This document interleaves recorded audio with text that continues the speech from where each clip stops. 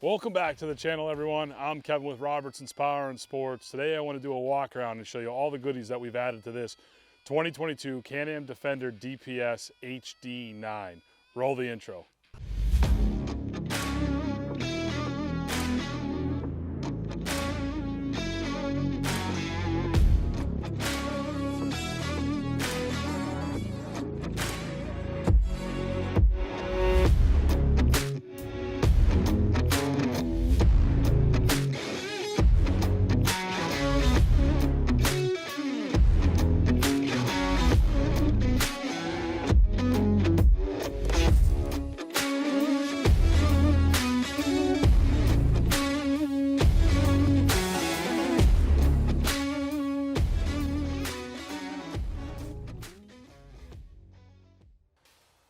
Alrighty, so here it is, 2022 Can-am Defender DPS HD9.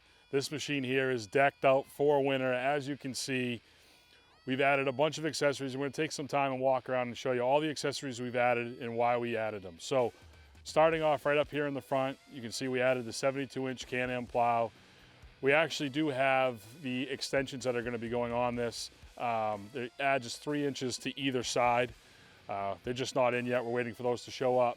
The reason why we're doing that is this is a 72-inch wide plow, and with the tracks on this machine here, the machine measures 68 inches wide. You always want to make sure that your blade is going to cover your tracks, or whether it's tracks and or tires, your track width of the machine. That way there, you're not plowing and then the snow and stuff is getting back in front of your tires or your tracks. So why do you ask that we're going to need to go a little bit wider, even though this right here, this plow is wider than the track width of the machine? Reason being is when you go ahead and you angle this plow, you still want to make sure that that plow is wider. That way there, with it angled, it's not going to be dumping snow back in front of your tire and or track in this situation here. So that's why we're doing that. Again, we just haven't had a chance to, waiting for them to come in. And once they get here, we'll go ahead and put them on. And we also have the plow markers, the little whips that way it's easier to tell where your plow is from inside the cab. Because with the machine on tracks, it does sit up a little bit higher, as you can tell. So even with the great visibility that a Defender has, when you're sitting inside there, you do have to kind of lean forward just to be able to see where your plow is at. So that's it for the plow there. We've gone ahead and added the XMR style front bumper. We add this bumper to a lot of our side-by-sides, and the reason being is it gives you a mount spot for your winch up higher than traditionally it would be down in here. So if you were to mount that winch down in here, you would use a little bit different setup than we have right here as far as being able to lift and lower the plow. But with this setup here, we did go ahead and put the pulley system on there. It's just going to make things a little bit easier. It does make the plow operate slower up and down, but it is a little bit easier on the winch because this is a heavy setup, especially when you have a set of tracks on here. You do have to put the extension frame out to get the plow out in front. That way there, you're not hitting your tracks with it. So with all of this being out far, we went ahead and, like I said, added that pulley system. So normally what you would do is you just run that line through the pulley system, then you would hook it back up to the bumper. But as you can see, we put this winch up here, so we just hook the strap back over to here, and it's just off to the side. Normally you would see it coming straight back up, but this is kind of our only option in this case here. So also on the plow, and we'll show you how it works in a little bit, we did go ahead and add the hydraulic angle kit to it. That's mounted right here. Again, that adds a little bit of extra weight too, going back to why we added that pulley to make it a little bit easier. So from inside the cab, you operate this plow all on a joystick. So you have up, down, left, right, and that's gonna control this whole setup out front here.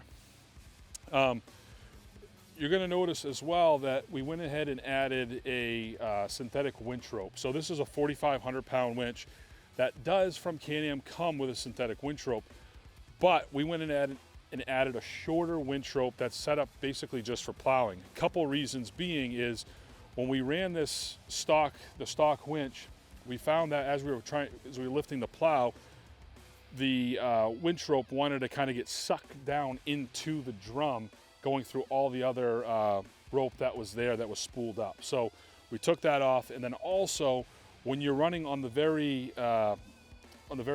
inside of the spool here, where there's not a lot of cable or rope wrapped up, you actually have better gear reduction because you're not going over all of the other rope. You're going basically pulling right off the drum. So that's why we went ahead and added that. That's why it looks like there's not a lot of material in there, because this rope is very, very short. We've also went ahead and put a big roller fair lead on here. You want to make sure you have as little friction on this rope when you're plowing. So that's why we got that big roller fair lead on there. We've also added the Can-am Apache LT tracks, as you can see.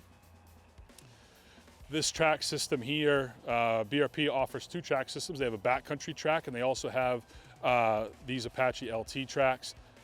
The difference being is this is kind of an all-season track here, whereas the backcountry track is geared for just deep snow. It's got a much bigger lug on it. It's got a slide rail on it, just like a snowmobile does. Where this here, you can see it's got bogey wheels, so you don't need the snow to lubricate everything like you would on a snowmobile. So these are a great all-around track. We predominantly sell these tracks here. We don't have areas and get enough snow to be able to take side-by-sides out that we would benefit from those backcountry tracks. Staying up front, we've added the Can-am glass windshield. This is a flip windshield. It's not power, it is manual. Glass windshield with wiper and washer kit. This is going to make a huge difference, especially with plowing. If you're going to be out there in the elements, you want to be able to clean that windshield off so you can see where you're going, obviously. So, and with this being fully enclosed, you know, it just adds to being able to stay pretty warm inside for you. And I'll show you how it flips out here. So you have 2 positions on the inside. There's just a handle. You flip that handle up, you push it out, and that's the first position right there. Just lock that handle down so you can get a little bit of airflow through the machine.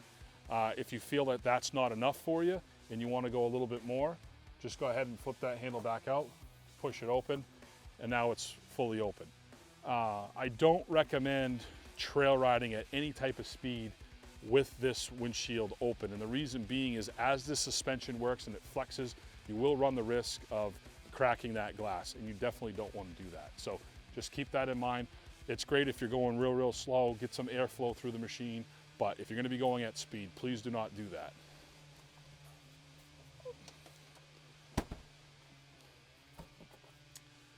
Also added the this light bar here. This is a rough country light bar. We've put this light bar on several Defender builds. I really like it. This is a 52-inch. It's a dual row spot flooded combo light. Rough Country does a great job. I mean, as far as a price point goes, I think retail, you're talking just under $400 for this. It comes with the mounts, it comes with the wiring, it comes with the switch, and this mount fits nice on this cage. So we've run this quite a few times, and we're really happy with it. We'll be, you know, the light that it gives off at night is really impressive. So we're going to continue to run these. So if you're in the market for a light bar for your Defender, definitely check out Rough Country. They do a really nice job. Moving around the side, we've gone ahead with the Can-am soft door kit on this machine. One thing I do like about the soft door kit is, one, it is removable, so in the summertime, if you wanted to not have doors on, you can take these off pretty easily. In the field of view from this panel is awesome. I mean, you really can have great visibility from inside the machine, which is nice, especially if you're going to be using it to, like we're going to be using this to plow. You want to have great visibility. That way there, if you're in tight areas, you're not running into stuff. These doors are lockable, so which is nice. We've also added the Can-am mirrors here to give you good visibility down the side of the machine. Moving around to the back,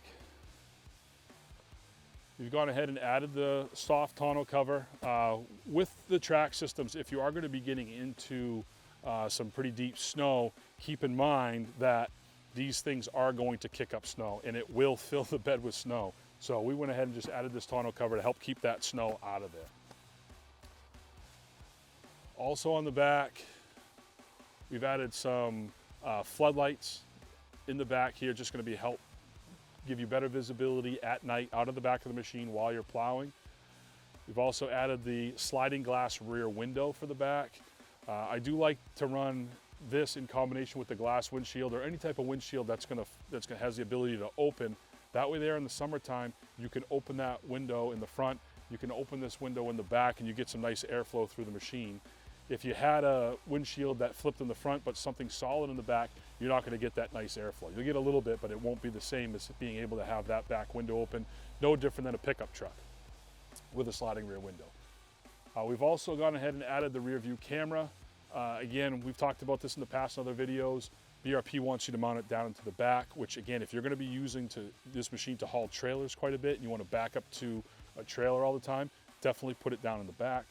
We're not using this machine for that. This machine is going to be used mostly just for plowing and winter activities. So we want to make sure we got that camera up and out of the way of any type of snow or anything kicking up. That way there, it doesn't, your rear view camera doesn't get all crowded up with snow or whatever else that you may be driving through. So that's why it's mounted up there. So let's hop inside and show you what we got going on in here.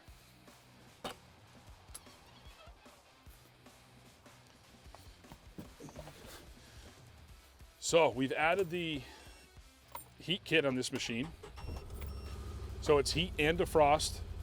Works very, very well. You're gonna notice you got vents in the dash here, a couple across here, one over there on the side, and then you also get your defrost right up in here. It's all controlled right here in the center of the dash. You got your fan control and then your temp control as well. So again, you wanna be nice and warm while you're out there plowing or you're out there trail riding, whatever the case may be.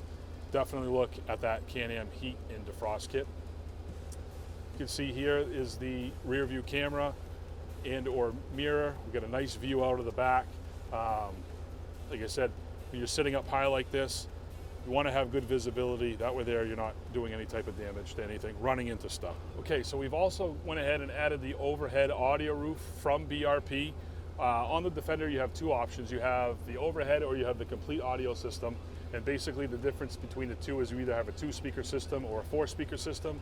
On this machine here, we just decided to go with a 2-speaker system.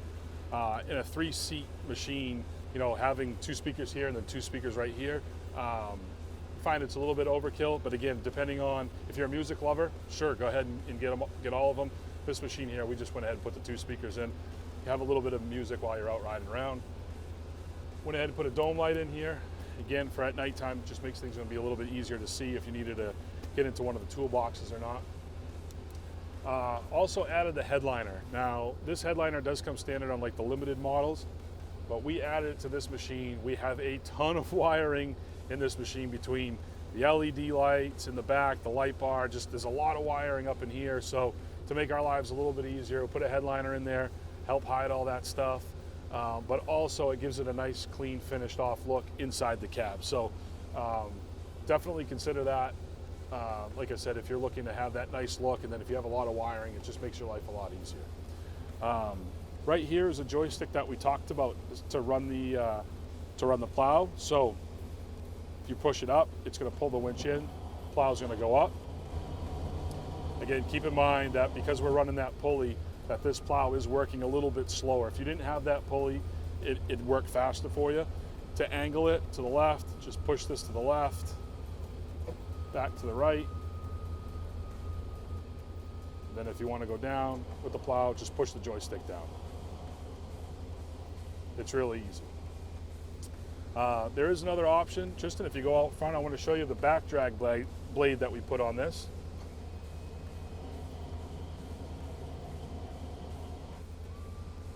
So if you can see at the bottom of the plow, I'll point it out to you.